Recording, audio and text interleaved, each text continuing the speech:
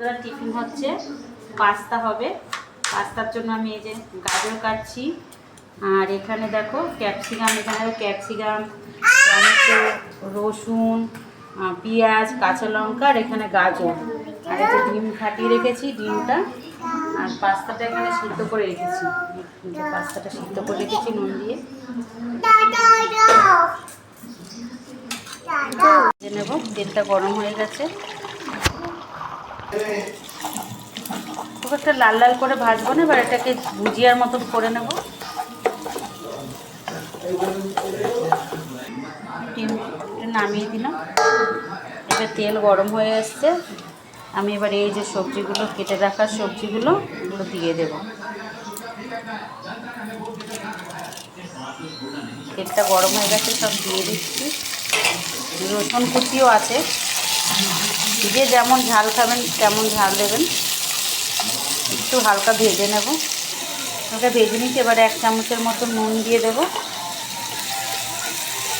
যেহেতু সিদ্ধর সময় আমি নুন দিয়েছি, ওই জন্য বেশি একটা দেবো না।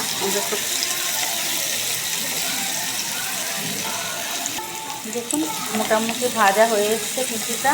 আমি এর মধ্যে সয়া সস দেবো 1 চামচের মতন, সামান্য কিছুটা ভিনিগার দেব, একটু টক টক হলে ভালো লাগবে। আর দেবো হচ্ছে টমেটো সস দেবো, টমেটো সস দেবো সামান্য একটু চিনি, আর দেবো গোলমরিচের গুঁড়ো। একটু নেড়ে করে নেব।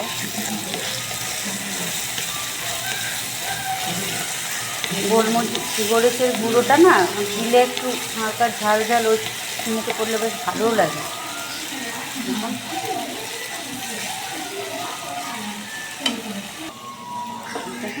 এবার আমি পাস্তাটা দিয়ে দেবো। এই যে এবার পাস্তাটা এরকম ছাড়িয়ে ছাড়িয়ে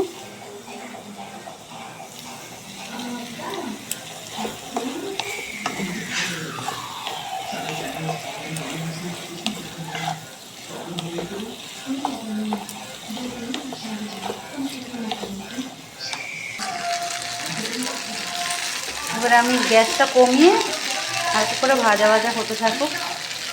খুব সুন্দর। এবার এই যে ডিম ভেজে রেখেছি, এই ডিমটা এবার দিয়ে দেব।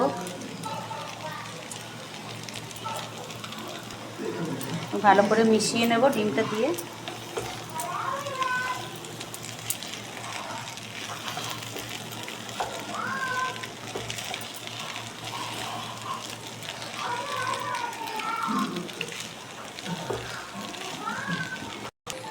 খুব সুন্দর একটা সেন্ট বেরিয়েছে, গোলমরিচের গুঁড়ো, তারপরে সব একটা সুন্দর একটা সেন্ট বেরিয়েছে। আমার রেডি। কার কার পাস্তা ভালো লাগে কমেন্ট করে জানাবেন বন্ধুরা।